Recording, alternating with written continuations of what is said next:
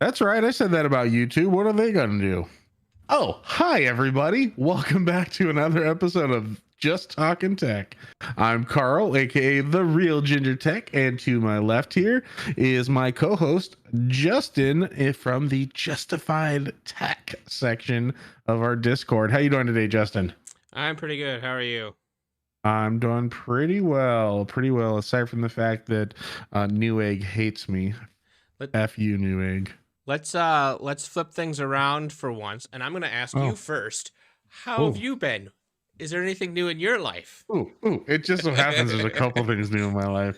So I clearly wasn't here last week because I was in California visiting Craig and therefore being a giant nerd because we went to, a little happy place, a happy place. And I got myself some new toys.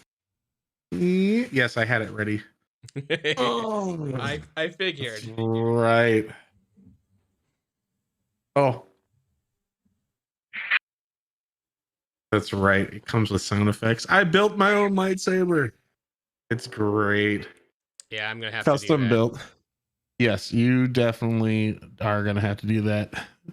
Yeah, you get to pick out what you choose, and you get to place it like these two pieces are interchangeable. And yes, I was really happy with this. Super fun.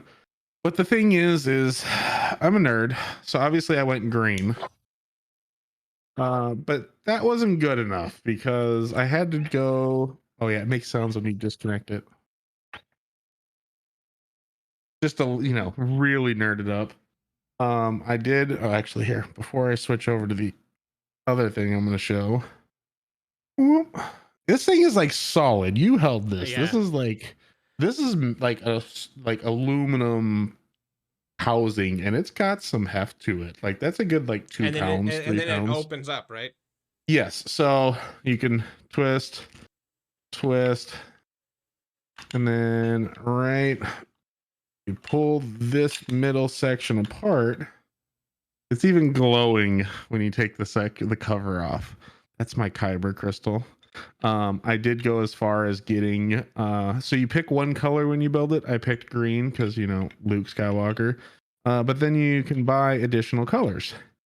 And there's 5 other colors. So I bought all 5 other colors because Oh, and it doesn't work when you don't have errors out. And that's cool and all, and I love the fact I built my own. But I also had to get something else. This is not a case for mine. Let me get that. This is a case for the Dark Lord himself. I'm really happy with this one. Like every time I open up this box, I'm like, ah. That right there, ladies and gentlemen, is a Darth Vader replica lightsaber. And it uses the same blade. Show and tell time. And it makes sounds too. And it looks orange on the camera here and on the screen. It actually looks like kind of almost artificial, like it's CGI. And it has a slightly different sound.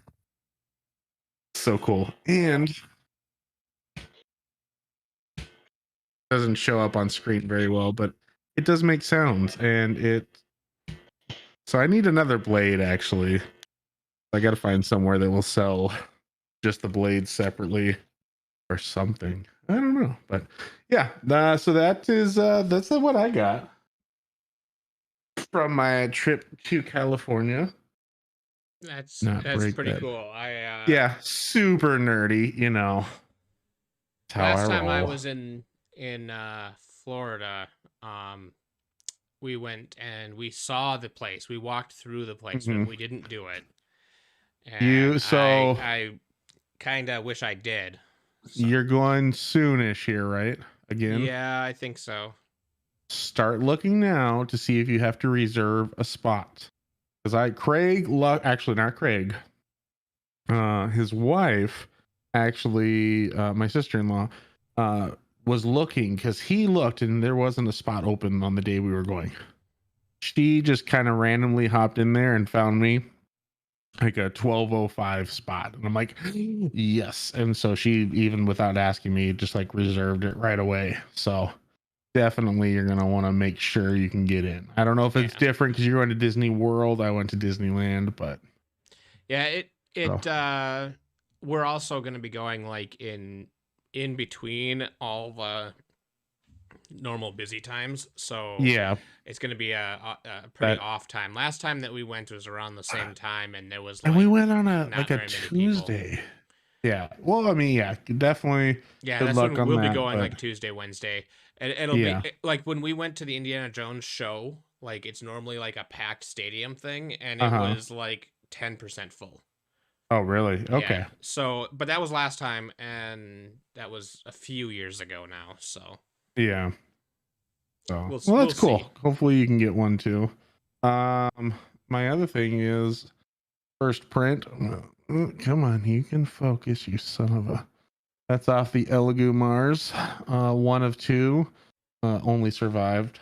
Dropped the build plate, broke the other one right in half. But very cool printer. So is that cleaning thing. So I have them. You can kind of see them. Yep. Right there's the yellow. That's that mercury, whatever. That's the cleaner / curing station. I tell you what, that really streamlines the process. And I might have used it more if I had that. Yeah, and it keeps it all just right there vertically. You don't have to have like a whole desk spot. Cause like I just have mine on my shelves back here, and it worked just great. Yeah, so. I got mine. Took up 2 shelves in my closet, and my shelves are 2 foot by 2 foot shelves in that particular closet. So yeah, I'm gonna have fun playing around with that because these parts for the one you build, you can 3D print them. So obviously it's not gonna be all metal, but and you can actually even 3D print the skeleton that it like all goes on. So I'm just gonna make up a bunch of them, even though they're not gonna light up or anything yet. Yeah, you get a Raspberry Pi Zero or something in there. Yeah, something. All of it, little accelerometer. You know. Oh yeah, all that good stuff. We can do that. We'll make it happen. But how are you doing? That was my week in fun. How have you been? You've been playing a lot of Path of Exile. I've been playing a couple of games. So Path of Exile, I'm still enjoying Path of Exile. So I've been playing a decent amount of that. I played some. I saw you were playing Ark, something. Yeah. Which is a technical beta going on right now. Yeah. Until there's 2 more days. The 11th will be the last day of it. Gotcha. And that's a MMO action RPG. So like, you know, Path of Exile is an action RPG, and you know how like in cities you see other players. Well, this is MMO, so when you go out of the city, you still see other players doing things, but it plays like an action RPG. Okay. So, and then you can party up and you can queue for dungeons and stuff. It was really interesting. I got into one dungeon with other people, and nice. I didn't realize my mic was playing, and I was watching some random YouTube video. It was a Tom Scott video talking about something, and the person he was talking to wasn't speaking English, so that was coming over from the mic. Just God. some other language, and it was. Yeah, I'm just gonna mute my mic. I saw it in the corner queuing up. I'm like, oh, mics, mute that. Nice. But it's been actually, that's pretty decent. I don't know how much I want to sink time into that. And I don't know if they're gonna do anything like seasons or anything. I imagine with how long it's taking to get through everything and how detailed the story is and stuff like that, it'll be more like a traditional MMO. And so it won't necessarily have seasons where you have to start your character from the beginning each time. Yeah. Which is kind of nice for playing with other people because they don't have to feel like, oh, last time we played was 6 months ago. I got to start from level 1 again. Yeah.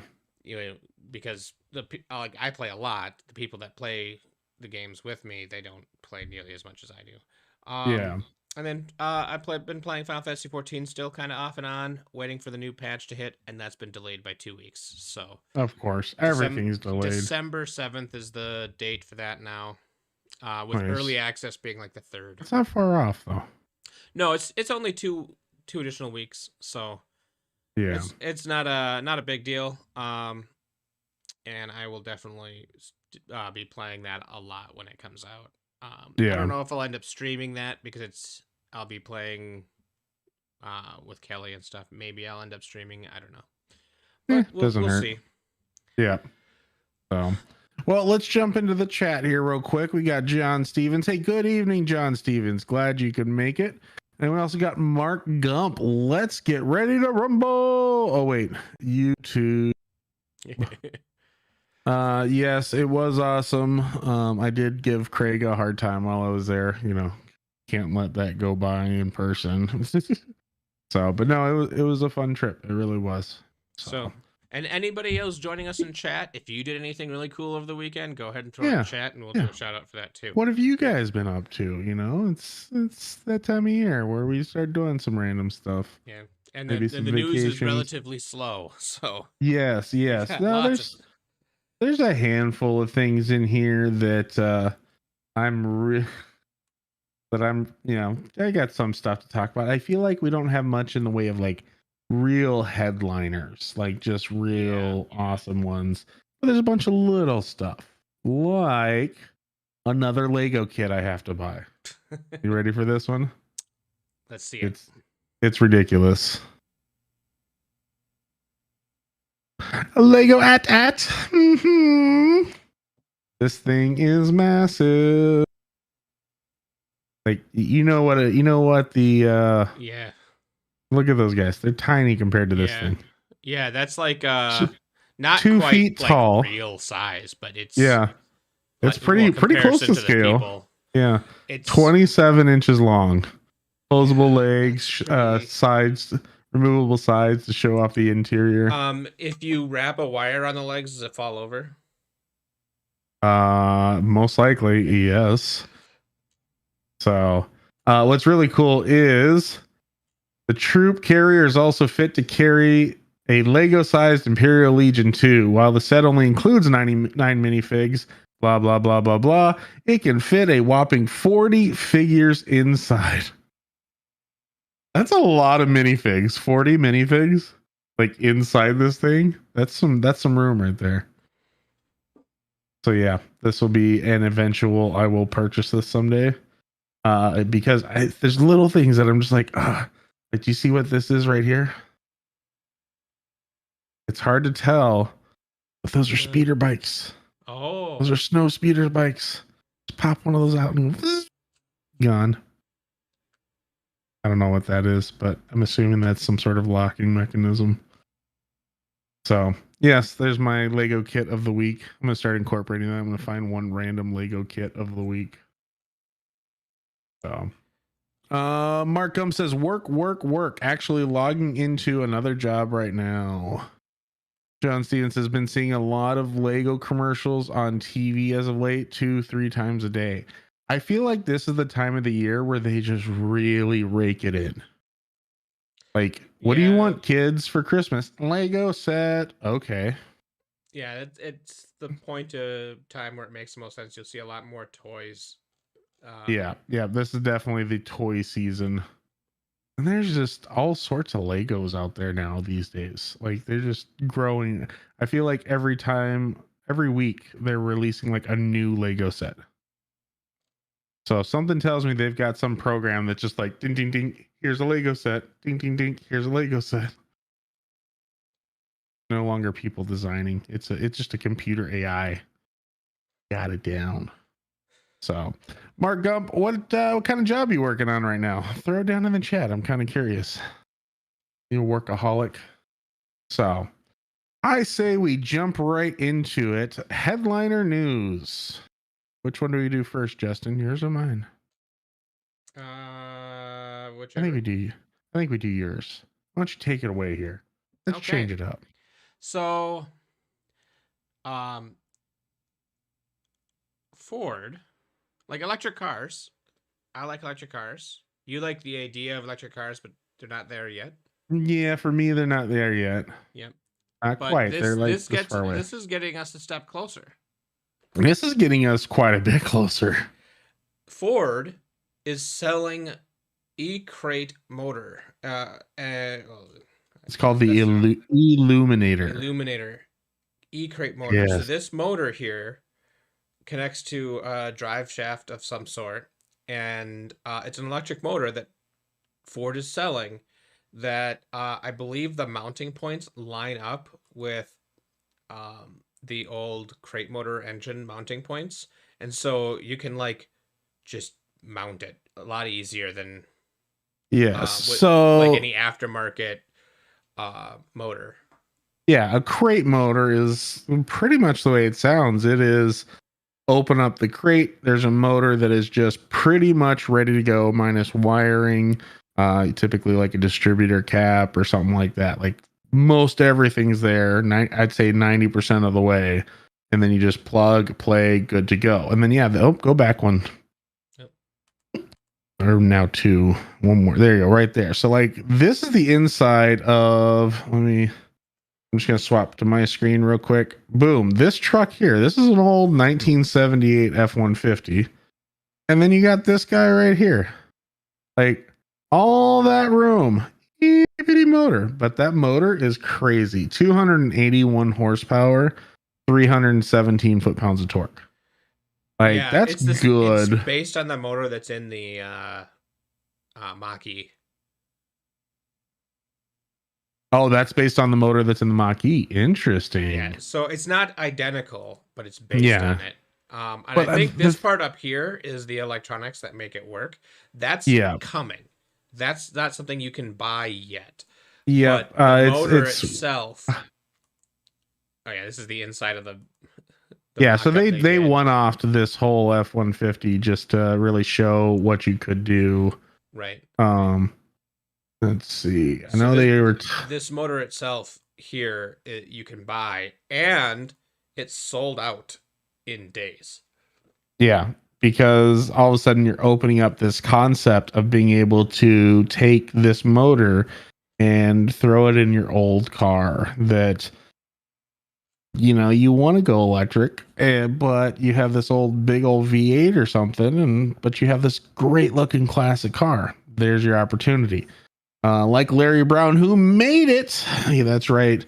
He loves it. Wonder if it'd fit in his 61 Chrysler New Yorker. The thing is, it would. You might have to modify the motor mounts, but you can make that fit no problem. And it's all about, can you get the battery in there? That's neither here nor there. It's a 61 New Yorker. That thing's like a yacht. I'm sure you could find a battery somewhere. That's true. So this here, that's the motor itself mounted at the very bottom here, and I think that the way it's set up is this powers the front two tires, and so it connects to the drive axles for the front two tires. So it mounts where the I can't think of the name of the thing. Transmission, transfer case. Transfer case. Oil pan. Right? It's the part that makes it. Actually, that'd be the differential. Front diff. It mounts where the front diff. I had to look closer. And the motor goes where the front diff would go, so it matches some of that mounting hardware. And then you just have to figure out the electronics to it for now. Eventually, they're planning a line of all the parts that you're going to need is something you can buy from Ford. Yeah. You're going to buy a motor, buy a motor some building blocks. Yeah. Just like you can buy crate engines, and then you can buy the engine controller. Buy the transmission. Buy a transmission. You can buy all this stuff. Yes, and blinker fluid, Larry. Way to go. They're planned to buy all of that. You know how much? I forgot to pull up another one. You know how much that motor cost, though, right? It was a decent amount. $3,900. But actually, that's not as bad as I thought it was gonna be. But here's the thing: like I was pulling up some stuff, and for a kind of a bare bones crate engine, you're looking about 2,600 to 3,500, and that's not a full crate engine, just like this isn't a full crate engine. So like it's price wise, it's really not bad at all. Like at all. Yeah, and So, at the same time that I found out about this, I found out about this. oh yeah. So And go ahead. this is different because they put the electric motor, they like core out a dead big block mode engine. They core it all out, and so from the top it looks relatively stock. Um and inside of that cored out big block is an electric motor that then connects to the drive shaft or transmission, like Looked like input. that went straight into the drive shaft. If you scroll up there, keep going, not that one, a little further, right there. Like that Like that looks like part the looks like the motor on the back transmission. end. Yeah, That yeah. looks like just straight the motor, and all this is more facade, or maybe that's the battery pack or something. But because it Some looks like, control unit stuff. yeah, like there's some stuff built in there. But that's genius if you want that classic, engine look, but you want the performance of an electric car. Yeah, and so that, you know, it just Yeah, like that kind of thing is that's what's gonna bring electric cars to the people who didn't think they wanted yeah. electric cars, is because that's gonna become a thing, and then people are The gonna start people that doing have it, and those classic that's cars, gonna yeah. fix the chicken and egg problem where there isn't enough charging stations because people are gonna want them now, so people are gonna. Larry just got overly excited on that one. I mean, it really is a cool concept for all those classic car lovers out there to be able to have the best of both worlds, the looks, but still the And then performance. you just need a speaker on there to make the V8 The grunt engine sound noise. and Yeah. tie it to the EMC so that it, when you step on the Yeah. gas, it does the. Yeah. Mark Gump says that car's trunk would hold enough batteries to get about 1,000 miles. True, plus a few bodies. And the equipment for the band too. Yeah, the Chrysler New Yorker, like you could fit about 6 dead bodies, your golf clubs, a cooler with some drinks in it, and then are you looking up a 61 Chrysler New Yorker? 61. Oh, I see. Yeah, I had okay. I had a 78 Yeah. Cadillac Yep. Eldorado, and that The same probably had the concept where it's same trunk. just massive, just massive. Echo Studio under the hood. Yes, I don't know how well that would work, but it could be done. So imagine this car. It has enough room in the engine compartment for all the battery, all the motor, oh yeah, everything, and then what happens? The trunk is deceptively huge on this thing. Yeah, because you look at it. I'm trying to find a better picture from the back. well, the thing is, you put up, yeah. Oh, it's huge. I've seen and those. It doesn't stop here. It stops about here. Yep, right to the back seat. Yeah. The only problem is you put that the motor and the batteries all up front there, and you're gonna, lowriders usually ride like this. The yours would be like this. Well, it's also front wheel drive, so you're putting all the weight on the drive tires. Is it front wheel? The Eldorado was. Wow, that's funny. It was one of the early front wheel drives, which is what made the one I had. The transmission went out, and it was crazy expensive because they're pretty rare for those transmissions. It's not the first by a long shot, but it is an early Cadillac GM front wheel drive. Oh, okay. Didn't realize that.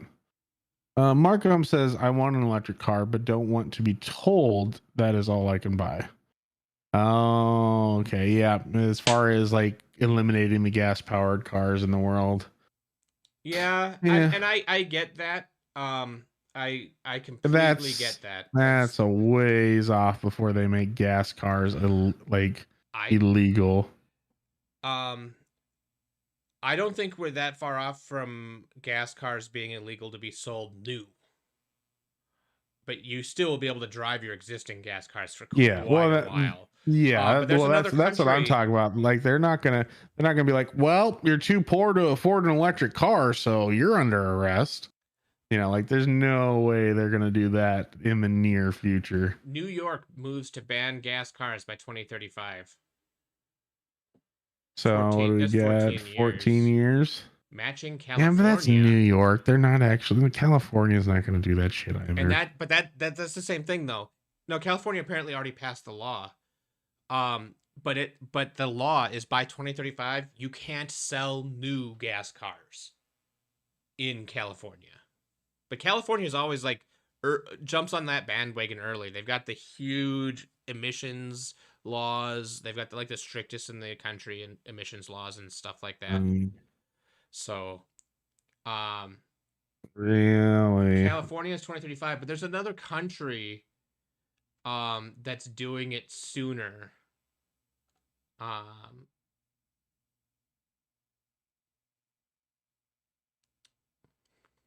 don't know. I don't know where to. Yeah. But it's some in the UK area. There's some of the smaller countries there that are they're going to be banning it by like 2030. The sale of new cars. The sale of new electric cars. Yeah. It's still going to be a while before somebody goes, you have to get rid of your gas-powered car. Well, and I think what likely is going to happen is that it'll naturally phase out, and eventually it'll hit a tipping point where it'll be cheaper for the country to do some kind of buyback, to buy back your gas car so that you can buy an electric. And that's going to be a ways away. Yeah. But I don't see them ever force, and at least not the US, ever forcing you to get rid of especially your gas car, but they're gonna heavily incentivize you. Hey, we will buy back your gas car for more than it's worth. If you have like classics, like they're for them to be like, oh, you can't drive that old Mustang out on the road because it's gas. Like, there's no way anybody's gonna really put that into effect. They might limit what you can do with it. They might like you can only take it on road shows or something. And then you have to follow the rules for classic plates, which technically, but at that point, 20 years. It's 25 years. You could qualify for a classic plate after 25 years, I think, in Minnesota. And they don't really strictly enforce the driving limits. Oh, well, somehow I turned my mic. They don't strictly enforce the driving limits on it, but technically it says weekend driving and to and from car shows. So it's pretty loose on what you can and can't do. Yeah, exactly. A classic car is an older car, typically 20 years or older, though definitions vary, because I'm also seeing another one that says 25 years, another 20 years. Antique cars are 45 years. So I think it kind of just depends on who you talk to, and I'm sure some laws will come out about that and saying, oh, it has to be this or that, or. So classic plates must be on a vehicle manufactured between 1925 and 1948. They're designated as classic under Minnesota statute, whatever. Collector's plates are at least 20 model years old. So in Minnesota, the rule for collector plates is 20 years. Ah, okay. So that's right now. I'm sure that's probably going to vary state by state. Yeah. Yeah, that's up to the state to decide. And then I think that's probably what will eventually follow suit. And again, that's going to be years and years. Yeah. Like, I don't see that. So if we say the early states are banning new vehicles in 2035, right? 2055 will be when the cars that last were sold new are now qualified as classics. Yeah. And that's when I see them starting to do the things like the buyouts and the buybacks, and then starting to impose those rules. 2055. So we're looking at what, 34 years. They'll put me in my 70s. Yeah, no, they can do whatever they want at that point, because I'm just gonna be that crotchety old man that does whatever the hell he wants. Any vehicle that you really want to keep for that classic driving reason, any vehicle would qualify at that point. Yeah. And I think that's probably there was a movie in where the they US. kind of touched on that. It was an Arnold Schwarzenegger movie. Yeah, and Larry brings up we don't have the infrastructure to support everyone charging their electric vehicle, and that's true at the moment, but as it the grows, infrastructure is being built up. Like just the other year, they put huge power lines between Rochester and the cities, like huge new power poles that have real thick wires on them that go all the way. Like the infrastructure is gonna be there by the time they make any laws. So yeah. They can't make the laws now today, but in 2035, before they can start pushing laws that say you can't have new cars or new non-electric cars, they need things to are going to have to be that infrastructure is going to be figured out. Otherwise, they're going to push that time frame. So yeah, because it's they one of those shoot things. For 2035 now, but you wait and see. Somebody will push back, and something will happen, and all of a sudden, it's 2040. Yeah, either the infrastructure will be there and everything will go fine, and it will hit at 2035, or something won't be ready, and just like every other policy that's ever happened, get pushed by 10 years. Yes, 100%. So, I mean, I'm not too worried about the infrastructure not being there yet, because as people start buying electric cars, it's not like today no one's charging their cars and tomorrow everyone's going to be charging their cars. There's going to be a ramp up period as people are buying cars. That ramp up period will give the companies time to rebuild that and build up that infrastructure. Plus, I imagine that a lot of the people who are early adopters, like my friend Dave has a Tesla. He also has solar panels on his house and doesn't actually pay the electric company for electricity because he stores enough to run charge his car and run his servers that he runs 24/7 in his house. Like he's got less servers than I do, but he's got servers and network equipment and all this stuff. Yeah. But he's got and honestly, I don't see it being very far off before we start seeing even gas stations implementing like electric vehicle charging stations. Like I think that's going to be the real tipping point, is when you see all those gas stations kind of starting to convert to electric like chargers. Like it's not going to be the full bank right away. They'll slowly phase it out. They'll take 2 pumps out and replace them with charging spots. With like 4 charging spots a place that has, they'll have 10% of their spaces be electric charging spots. And because they want the whole point of a gas station isn't to sell gas. They don't make much on the gas itself. They're there. They want you to come inside and buy stuff in the store. And so if you can come in, like I foresee charging stations like gas stations, but also popping up that have decent restaurants. So you can plug in to charge and then grab some food, plug in to charge and do your Target shopping. Like I could see Target and Walmart and any of those big convenience stores decking out their parking lot. Hy-Vee has them. Our Hy-Vee here has like 8 at one of the stores and like 2 or 4 at the other stores. But I foresee Barlow, them. Last I saw, Barlow didn't have any, but I know the north side had like quite a few. Has some now. Did they finally put some in? I think they're. It's obviously been a while since I've been there, but I know the south side one had a couple, but I think the north one had the most. So yeah, I mean, places like that, you're going to start seeing that as a more common thing. And I'm just waiting for them to do that to keep up. Yeah. Yep.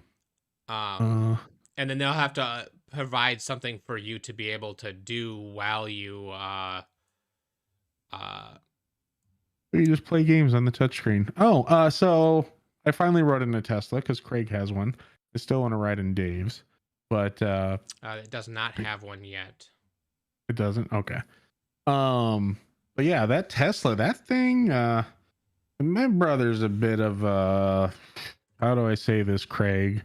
He doesn't really know how to just go slow and enjoy things. So he's on it driver. Constantly. Yeah. Like he's worse than I thought. I was bad, but no, he's like, and it's also California driving. You kind of have to take what you want as far as lanes. But that thing, that just like he they have that what is it? The braking system, that recharges somewhat. The regenerative Forgetting braking. regenerative braking, and I guess there's different settings to how much.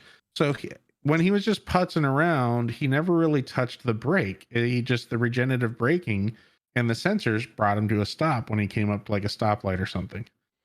So, but as we're getting onto a highway, he lets off of this brake or off the pedal. I want to say gas pedal, but the accelerator because it's not a gas pedal anymore. He lets off it, so the regenerative braking kicks in just for a second because he just kind of lets off and then slams it. So it kind of just like it pushes you forward because it's braking essentially, and then all of a sudden he just got on it and spook. I'm like, oh wow, that's really got some kick. Yeah, And it's crazy so how much he's got the torque they've got. model.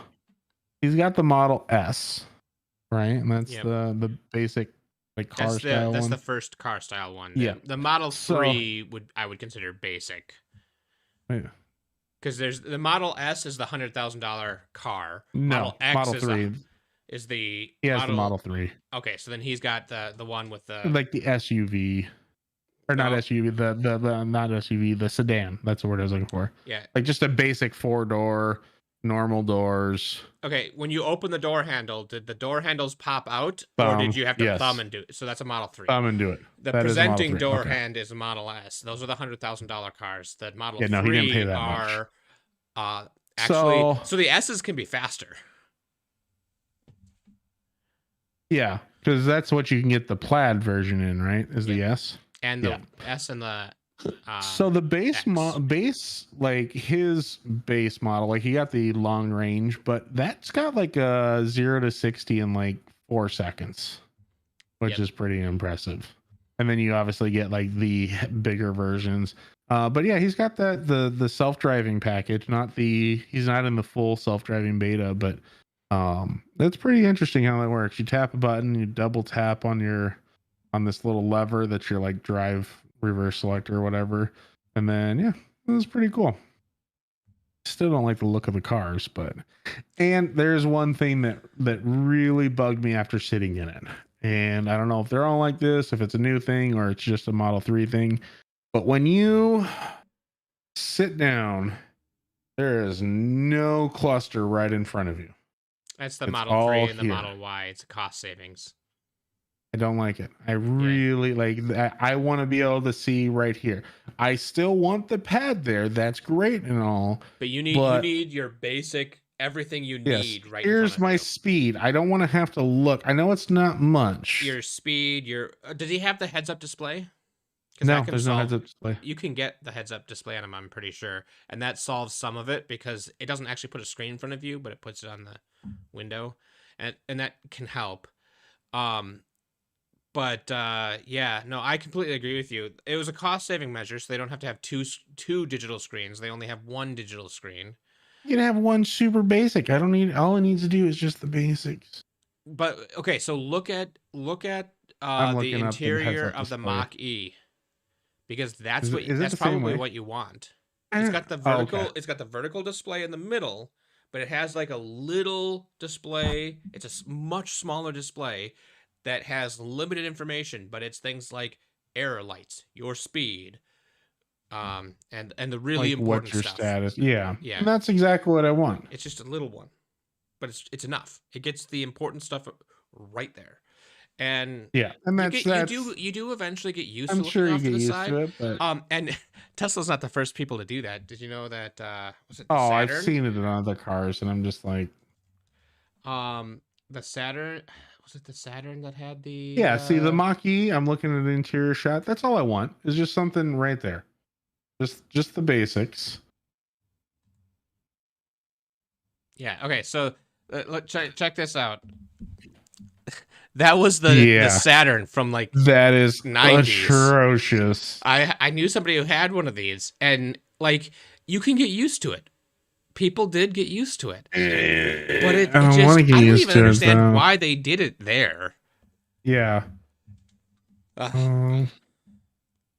See, so Larry Brown might need a new motor, so he likes the electric conversion thing, and he should get a new fuel tank too, so more savings. Yeah, it's gonna be a little while before they have everything.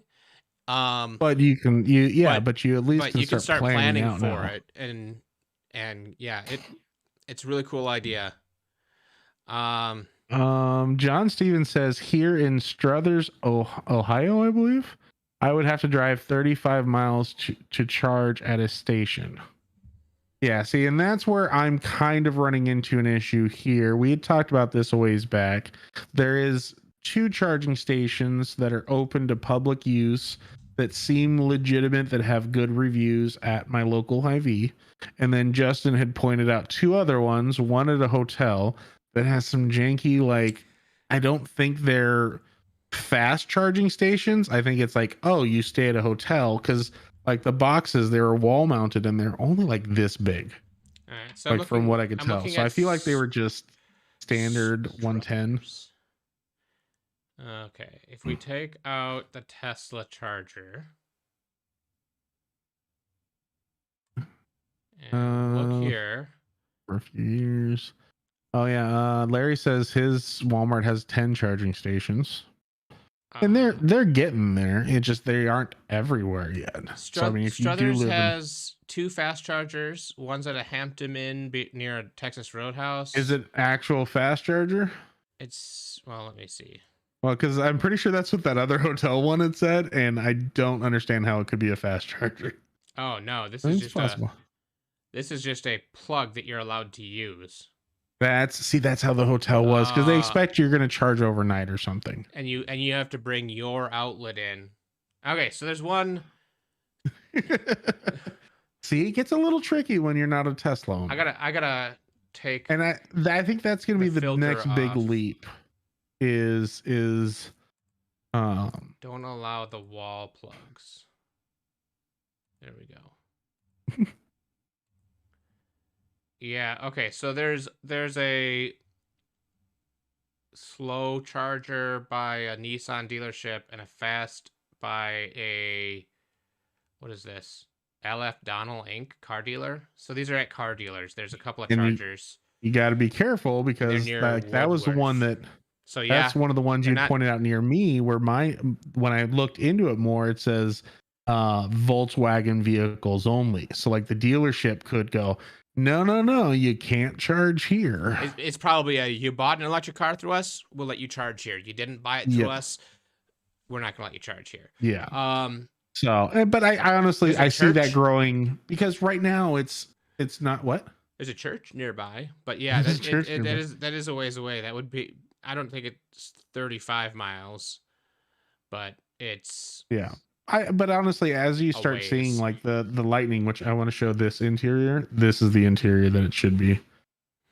Yeah, and I like the interiors staying basically the way they are in cars. Yeah. I don't mind the outside looking like a standard car. And if you have to do some things for aerodynamic reasons, I don't mind, but I can see that some people wouldn't like that, but that's why you just have some cars that do it and some cars that don't, so that everybody has something to like.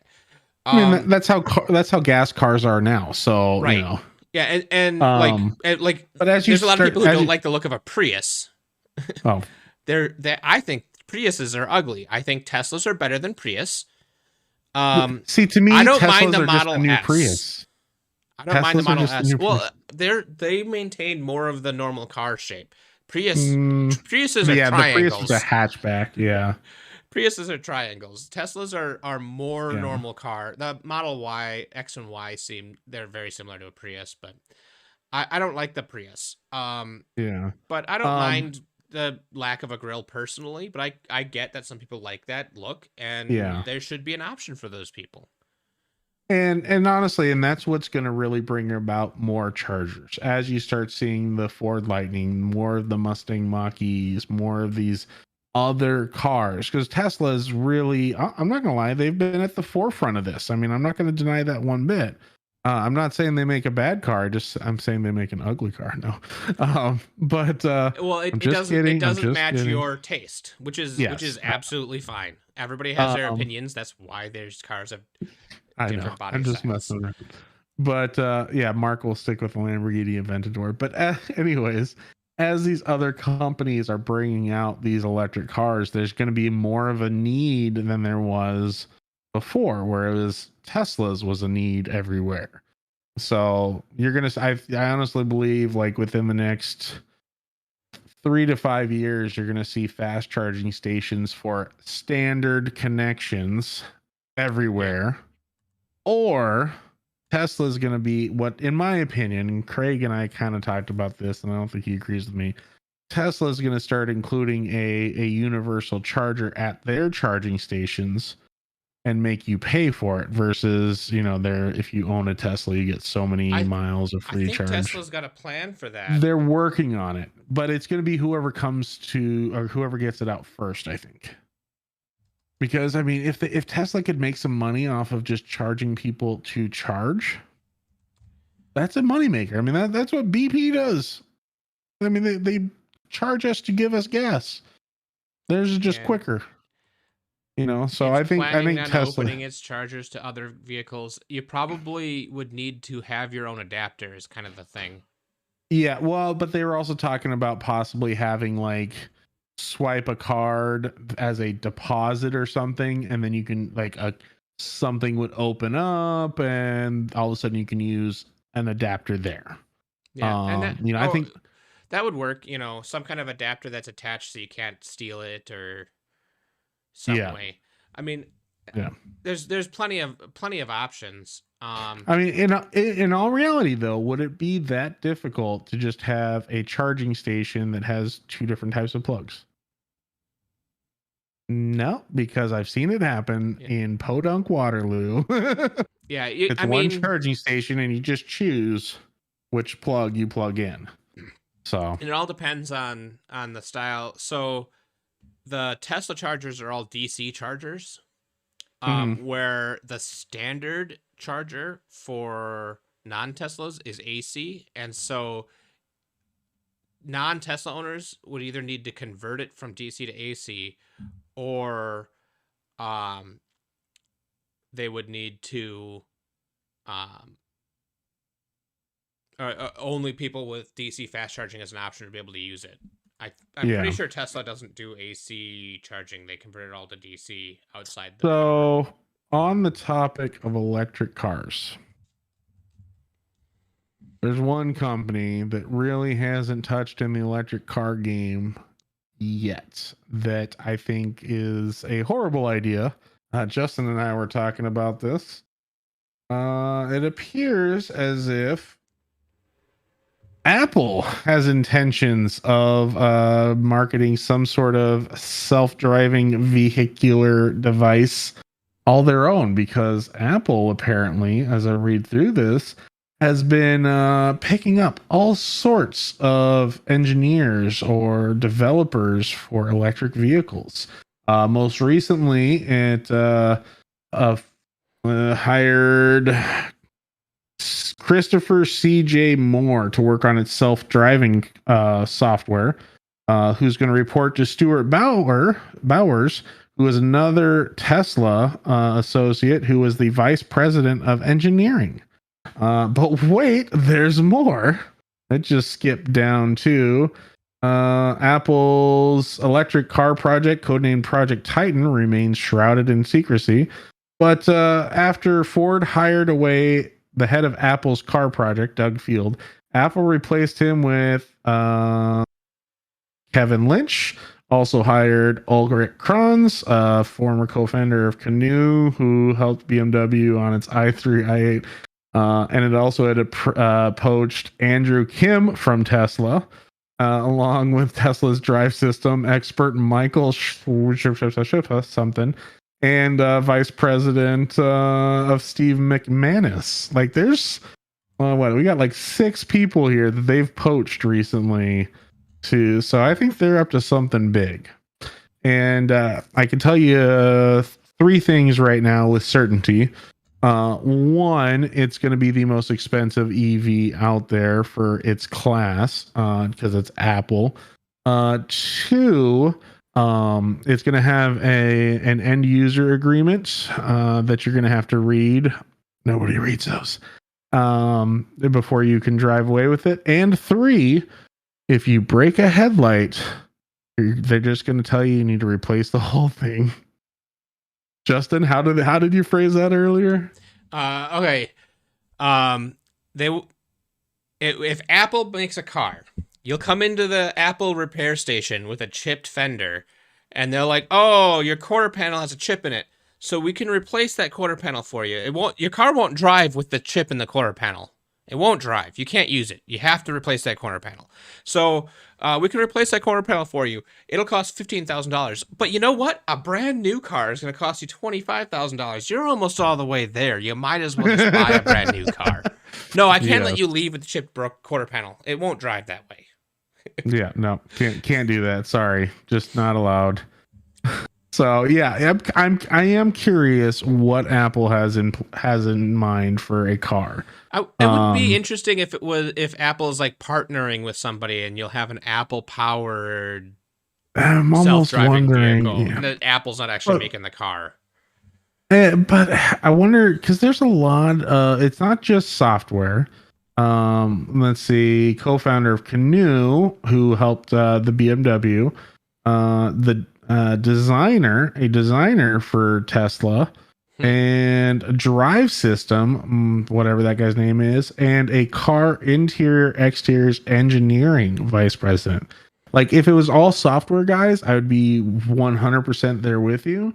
But like, they've got some different aspects going on here. So it may be they're designing it, somebody else will manufacture it. I don't know. It could be that they're designing the self-driving features of it, including the things like the part that makes it steer the car. They're not going to design the whole car, but they're going to design some parts. They're going to be. That is true. But if they're going that far, they might, I would probably lean more towards you're right that it's going to be possibly, a more involved thing. Maybe they aren't manufacturing it. They don't actually manufacture iPhones, but yeah, I mean, they don't have a plant that's an Apple plant that's all they do.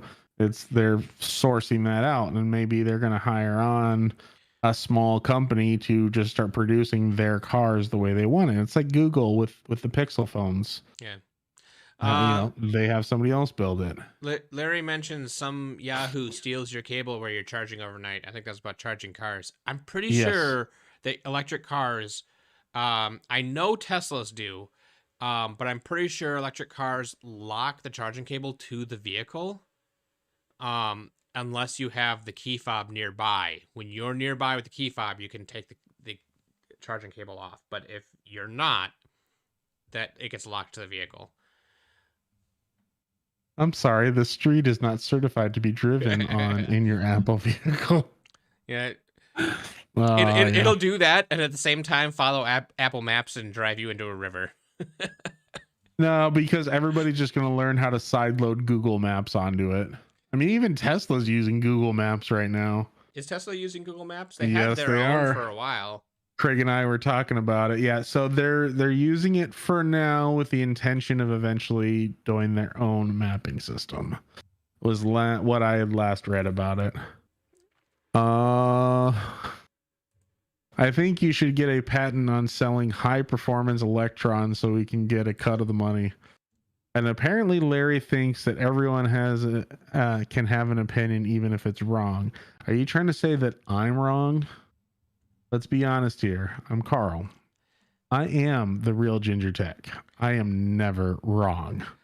I don't think an opinion... I mean, an opinion's an opinion. Yeah. I don't think an opinion can be wrong. You can base it on something where you don't necessarily have all the facts, and that's what can allow you to change your opinion. Like, if somebody comes up to me, like the example where I was telling you where all the plugs were, and then you told me about how bad those locations are. Well, I changed my opinion. I changed my opinion. I still think that most people will do 99% of the charging at home. Yeah, and 100%. But people who live in apartments and don't have garages and stuff like that won't be able to necessarily do that. I have a garage, but I only have 110. There's no way I'm getting 220, so I can't ever do a fast charge if I'm like in a dire need of it. And with my ADD, I'll just forget to plug it in one night and be SOL. Well, I mean, you could probably forget to plug it in 2 or 3 days, but as long and be fine, because it usually charges overnight on the trickle charge. So, I mean, in reality, most people will be fine most of the time, but there will be those situations that you really want that fast charger available. And I get that. And for me, not being a Tesla guy, that makes it just a little more tough right now. I thoroughly believe, give it a couple years and this place will be crawling with fast chargers. And so your conversation has changed my opinion on whether electric cars are truly good for everyone, because they aren't yet. I wish I had the MLG air horn. They will be eventually. They aren't yet good for everybody, because if you can't guarantee that you can get the charge that you need in a reasonable amount of time, and aren't in the situation to be able to have your electric car that you use most of the time and then a gas car backup, like John Stevens, you know, he may not be actually 35 miles to a charge station, but it may be 35 miles to a good charge station though. Like, right. You know, and if you can charge at home 99% of the time or more, most of the time, that fact that it's 35 miles away is not going to matter. But if you go on a trip, it's that one time where you go, and actually it in my opinion, it isn't necessarily whether there are chargers around you. It's whether there are chargers on the path that you generally drive and might need to stop and charge. So when if there are no good places to stop between my house and your house, and you forgot to plug in the night before, that's going to be a problem. Yeah. But if there's always none in your neighborhood, that isn't necessarily a problem, because as long as there's something. And it's always those one-off situations where it's like, oh, okay, that's an inconvenience. Yeah. Opinions change. I don't think so the cores, I don't think opinions can be wrong, but opinions can be based on incomplete information, and that's how opinions change. Yeah. All right. For about the 7th week in a row, we need to wrap up the electric car talk. I don't know. Electric cars are fun. I like electric cars. They are fun. But I also want to talk about the Fast and the Furious up here. The headliner. Oh, yeah. No wonder you can't get any graphics cards, because they're getting stolen. So a whole truckload of 30 series graphics cards were stolen from by Vin Diesel, or a Vin Diesel lookalike. You know, they robbed this truck. So where was this at? The graphics cards were in transit from San Francisco to EVGA's Southern California distribution center at the time of the theft. It remains unclear how many cards were affected. So they don't know how many were on the truck, or at least they're not willing to disclose that right now, because it is under investigation. Freeman, who is Jacob Freeman, he's a product manager, couldn't give any more details about the truck heist due to an ongoing police investigation. However, he did say if a user has a question, we urge them to contact us. If a user does end up requiring a stolen card, we will address it on a case-by-case basis. So, you know, I'm sure it's one of those things where you go like, hey, I bought this off of eBay. Apparently it's stolen, because you can find out. You can go to EVGA's warranty status page, or you can go to register the card section under My Products, and if they won't register, it will basically be a sign of it's a stolen card, because they know the serial numbers of everything that was on that truck. Yeah. I'm kind of curious why they don't say how many. It sucks, you know, it sucks for everybody when that kind of stuff happens, because the person who received the stolen card isn't going to get a proper warranty. So if something does go wrong, and but they didn't know it was stolen. And the real kicker is, so when they say a truckload, I'm picturing a 52-foot trailer full of graphics cards. You know how many graphics cards you can fit on a 52-foot trailer? A few thousand. Yes, like that could very easily like get 100,000 out into the cards. world. Yeah. But here's the real kicker. At the end of 2020, about $340,000 worth of GeForce RTX 3090, so that's all of like what 20 3090s, were stolen from MSI's factory in mainland China. So yeah, that's like, this is not the first time like cards are just flat out being stolen. So it's $1,500. So bust out the calculator app here. We have Well, that's 340,000 divided by 14.99. In theory, about 226 cards were all that was stolen, but still. well, and that's if they were the base model that aren't marked up Yeah. at all. So it's probably Yeah. round it down to about 200 cards. Yeah. That's probably So, but close. like that's 200 cards. You got probably like 1,000 cards at least on this truck. Like, who hates the world so much that they just want to see it burn, that we can't get a fucking graphics card? So, okay. Mark Gump. Sorry, anybody else had stuff before this, but this really piqued my interest. Okay, privacy question. Should the manufacturer be able to lock up a card if it is flagged as stolen? I believe so. Well, and that's where it gets. I know that's where it gets tricky. And that's one of those things where it's like, okay, find a way to lock it. And where they talk about a case by case basis, you come plead your story to me. I'm a sales rep from the manufacturer, and you know, I'm a tier 2 support, however you want to phrase that. And if I thoroughly believe your story and you have evidence that you purchased this off of eBay and everything just kind of lines up there, you know what? I'm going to send you a BIOS update for the card that will fix it. Well, I think that it should probably be the other way around, where they reach out to you and give you like, hey, we're going to disable your card if you don't contact us.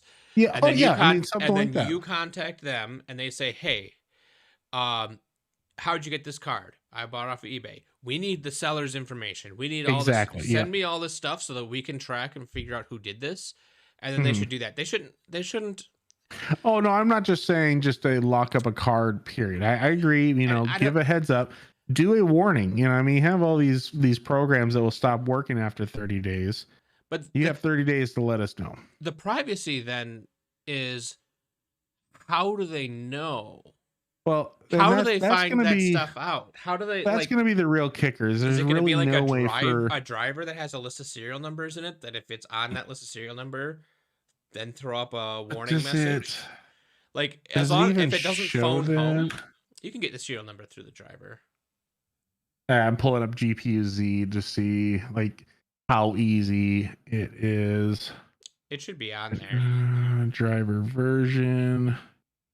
We got BIOS, subvendor, device ID is probably what it's written under. Yeah, that looks. Yeah. Yep. There's a device ID here that I think looks very much like a serial number.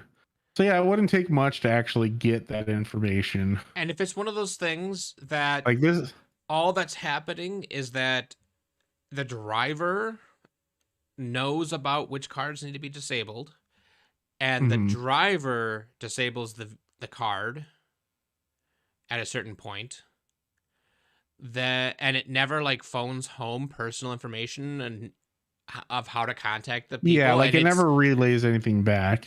If it never, then it's not really a privacy thing at that point. It's a, hey, your ID is one that's bad. It's been stolen. Therefore, we need you to contact us, or in the next driver update, three updates from now, it will not allow you to use this card any further. Which some days I kind of think is like 3 days, with as quick as they come up with some of these updates. Then, yeah, at least you're getting some sort of notification. But then there's also, that means that the all you'd have to do is keep using an old driver and you'd be fine, which I think is acceptable. You don't get the new drivers, but maybe you just stick with an old one if you don't want to reach out and let them know about it, or people could hack drivers onto it. Anything that doesn't phone home can be worked around. Yeah, and I doubt they're ever going to do anything like that. But... And I wouldn't be okay with them doing a phone home thing. That is too, I think, going too far. Mark Gump, I was thinking that the manufacturer could look up the serial numbers of the cards that were on. Oh, I almost guarantee you they already know what those numbers are. He says lock up, not look up. Oh, lock up the serial. Oh, okay, gotcha. Yeah, and that would be like they'd have to do it through some kind of driver thing, unless it was doesn't matter what driver's on the card, it somehow gets pushed to the card, but then the cards would have to be phoning home. Which is the same thing that everybody not necessarily same concept of what you're talking about of when you update to a certain driver, it then triggers and goes, you're on the list. Yeah, you would either be a driver. You have 5 days to figure it out, but even then, driver, unless there's some way that driver could force a BIOS flash or something. But even I don't think they could. Well, I think it'd be one of those things you would have to just get a. Mark Gump says, I'd say stick to a minimal driver that would not allow high performance. And, well, I guess they could do, like, the driver could have a way of looking up from, like, some kind of lookup list. But then all you have to do is... database. All you'd have to do is... build the database into the driver. It wouldn't be much if it matches any one of these. If you build the database in the driver, then you can't lock it up unless you're on that driver version. But if you build the database out on the internet, then you can lock it up on any driver version if they all have that feature. But then the workaround to stop that from happening is you just use a DNS reroute to stop it from actually hitting the server. Yeah. So there's anything that you do, there's going to be a workaround. Yeah. Unless it is hardware built into the card where the card phones home. If it's hardware in the card that the card phones home, and through that process you can brick it, there's always going to be a way around it, which isn't the end of the world because you're not worried about NVIDIA is not worried about the person who bought the card off eBay. They're worried about the people who got it in the initial place. Yeah. So if they can get them a notification during a driver update that, hey, your card was flagged, even if they never actually disable the card and they just pop up a notification, help us keep video card prices down. Help, do whatever. Your card was flagged as stolen. Send us a screenshot of everything, black out your personal information. Yeah. Yeah. No, that I think that's there's a million. We could sit here and speculate 50,000 different ways to do it, and it's one of those things. Are they going to go through all that hassle? I mean, it's $340,000 last year, and God knows how much this time. How much was NVIDIA's profit last year? What do you mean? The NVIDIA off of that $340,000? No, how much did they profit as a total? Like is this a drop in the bucket situation? I think this is a drop in the bucket situation because the thing is so MSRP is $14.99. If somebody stole $340,000, aka 200 cards, you really think that NVIDIA paid $340,000 to make that? So NVIDIA, probably not. As of October 25th of 2020, NVIDIA's third quarter revenue was $4.73 billion. Yeah. So the 340,000, it may not be worth them doing anything about it. Exactly. Yeah. Except that it'll incentivize people to not do it.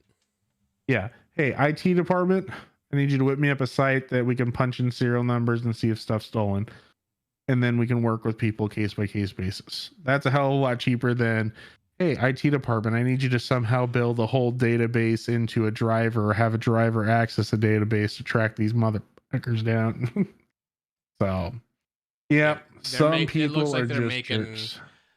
about 10 to oh no 12 to 14 billion dollars a year. Yeah, not surprised. And so that is a drop in the bucket situation. So I think actually disabling the cards, they probably don't care, but doing the pop-up that allows them to gather the information to try to find the culprits and Or just bring them to just getting justice this or information whatever. out there. Yeah, that would be probably worthwhile. I could see them doing that, but actually disabling the cards because of how small that is compared to their revenue, it probably isn't worth doing anything about it. It sounds like a lot, $340,000. I'd love to have $340,000, but when you're a company that makes $14 billion a year, it doesn't That's matter. not much. Yeah. I got one more. Do you have anything else you want to talk about? I have the Nvidia or Intel. Oh yeah, I forgot about Intel. Let's talk about them. We'll do that one real quick. It won't take long. No, Intel's got new chips, 12th gen chips. Looks good. That sounds like they might actually be competitive with AMD again. They're doing something interesting. So their chips are, first of all, the first chips that are going to be compatible with DDR5. AMD beat them to PCI Express 4, but they're beating AMD to DDR5. Yeah. But they also support DDR4, right? They do still support DDR4. Which is nice. Generally, there's about 2 generations of cards of chips that do both. And the way it works is I know that between DDR2 and 3, I had a motherboard that had slots for DDR2 and slots for DDR3. Oh, really? And you could put a chip in there, and that chip would be able to do DDR2 or 3. You couldn't have 2 and 3 in at the same time, but it allowed you to use DDR2 when you first got the chip, and then eventually buy DDR3 and replace your DDR2 without having to buy a new motherboard. Mm-hmm. So it let you kind of step through the upgrades, which is kind of cool. There might be stuff like that now, but don't be mistaken in thinking that if you have DDR4 and DDR5 slots in your motherboard that you'll be able to populate all of them. You won't. You have to pick either the 4 or the 5, even if you have both slots. PCIe Gen 5, I think they're beating AMD to that as well. Thunderbolt 4 is not an AMD thing in the first place. And Wi-Fi 6E. AMD is starting to support it. It's been licensed to AMD. I was about to say, I was like, it hasn't been, but it is going to be. But the big thing is the hybrid cores. Yes. Scroll down a little bit further. We'll talk about it. Keep going. Right there. No, you went just a little too far. Right there. So right there it talks about the i9-12900K. And this is pretty interesting. 16 cores. There's no hyper-threading. It sounds like it. What do you mean there's no hyper-threading? So this 16 cores is 16 cores. There's not 30. It's not going to look like 32. Threads? Yeah, it's not going to look like. It says 24 threads right next to it. Oh, the efficiency cores are single cores. I misread earlier. Yeah. So the 8 cores do have hyper-threading. The efficiency cores do not, and that's how you get 24 threads. Yes. Yeah, because it's 16 8 and 8. Yeah, there you go. Yeah, so I misread that earlier. We see this in mobile devices. We talked about that. Laptops, even the M1 chips from Apple. Like those have a combination set of performance and efficiency. Usually it's like 1 to 2 performance cores, the rest efficiency. Or sometimes they even have 3 tiers. High performance. I've seen those. Daily driver. The 8 cores, I usually see 1 high performance, 3 mid performance, and then 4 efficiency is the way I usually see it broke out. But sometimes some it's variation. 2, 2, 4. Yeah. So to see this is kind of like it's impressive. Basically this is an 8-core, 16 thread normal processor, but then you're also tacking on 8 efficiency cores to run all the little piddly shit in the background. Right. And it's kind of the way I see it. I see that being a bigger advantage to mobile chips when they start doing this generation's mobile chips, because they'll be able to not even turn on the performance cores until you actually need it. And then when you need it, flip things over into the performance cores, which will reduce your battery life. But you wanted the power, otherwise, you'd be in battery saving mode. But the thing about this, even from a gaming aspect on a desktop, if there's a way that it correlates everything or routes everything correctly to where it goes, all right, guys, I need everybody to organize. Windows, I'm gonna have you run in the background on some efficiency cores, this software efficiency cores. But I want the game. I want OBS. Chrome. I want all this Chrome. Yeah. Chrome, your efficiency cores. But I want all the really important shit. I want that right there on those 16 threads of high performance. Yeah. And Thread Director is something that's new in Windows 11 that's going to allow that. And that's what's going to, I think, really make the difference, because now you're no longer using up a chunk of your good cores to run stuff that you have to have that you don't genuinely care about. It's those cores, those 8 cores or 16 threads are dedicated to your game or to your production or whatever your focus point is. So on any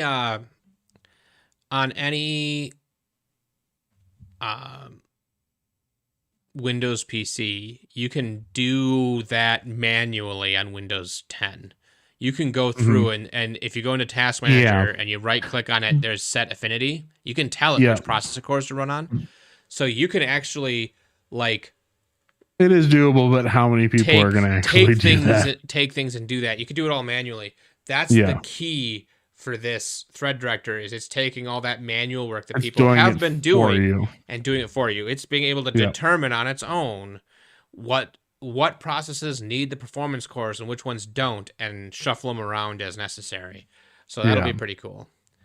But that's my thing. It sounds like there was some kind of thing that happened at launch. I haven't looked into it, so they were supposed to overtake AMD, but it sounds like they're not going to because of something that happened during the launch. But I'm not read into it, so I'm not going to be able to comment. We're going to have to wait and see how it actually plays out, because we always hear, how many times has AMD said, we're going to beat Intel this year? And they're finally doing it now, but it took them 5 generations of the new Zen architecture. Yeah. Well, and the one thing that I've heard is that you remember back in the Bulldozer AMD days where they were saying, look at this 8-core processor, and then they got a class action lawsuit saying that it's not really a true 8 cores. It was misidentified. Well, Intel is trying not to fall into the same trap and is being very deliberate about calling it it's calling it a 16-core processor, but then always pairing that with 8P, 8E. Yep. Always doing that because they don't want to fall into that same problem. So what do you got? My last one. So I have the Oculus Quest 2, right? Been a fun little toy. It has inside out tracking, so there's no base stations or anything. They're doing an update. And I've seen a lot of really cool games, but this update is adding a lot of really cool stuff. So version 34 is going to prevent you from punching your dog. And now they say punching your dog, but if you look, that's a kid right there on the screenshot. Yeah. So no more knocking out those kiddos. So what this update is so you set up what they call the Guardian, and it's pretty much what you have with yours, where you kind of draw your boundary lines, and it stops you from leaving the boundary. It stops you from leaving the boundary, but now it will also go into a see-through mode if somebody enters that Guardian zone. That right there. I think that's a big key difference, like a big change in the right direction. And that's something that the Index can't do. Yeah. So if somebody, like, if you're looking, like, if my boundary is out here and I'm looking straight at you and you enter that boundary, it goes straight to the cameras to see what's going on. Probably one of those like ghost images where you see both still. Yeah, I obviously I haven't updated mine yet. I can't wait to see what it's like, though. I got to find a way to get something to enter my boundary area. But no, I really thought that was pretty. I got it. Coat hook on a garden rake. You step on the rake and it. Phew, yes, because I really want to smack myself in the face while I'm wearing a VR headset. Right. Well, I mean, but something like that, you could make. Yeah. No. Put a little thing like a pulley system. Oh, there you go. Yeah, and just keep looking at it. Stuff like this Oculus Quest, I have really been impressed by it. Like, it has been. It's not the best resolution. It's definitely not the worst. It doesn't have the highest refresh rate.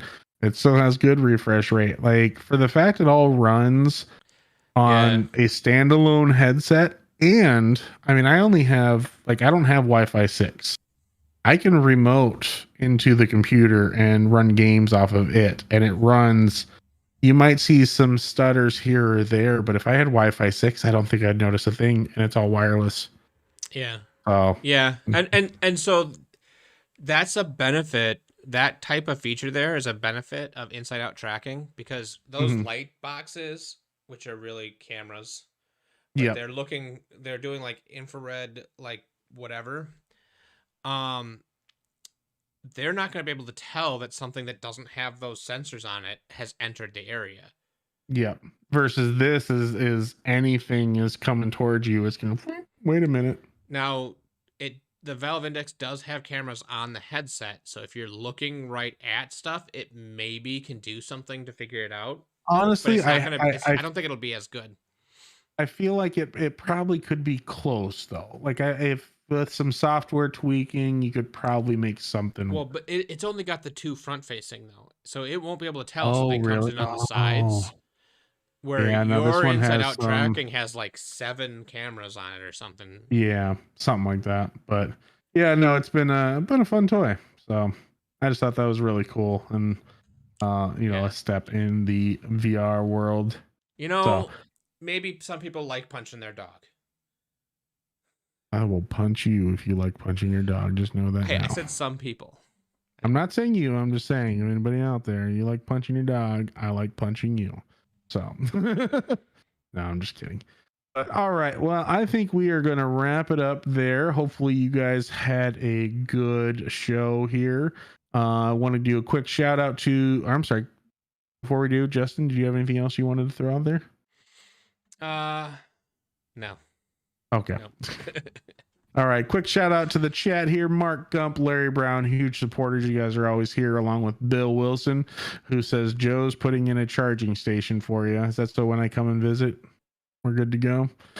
John Stevens, thanks for stopping by. And that was everybody. John Stevens, Mark Gump, Larry Brown, Bill Wilson.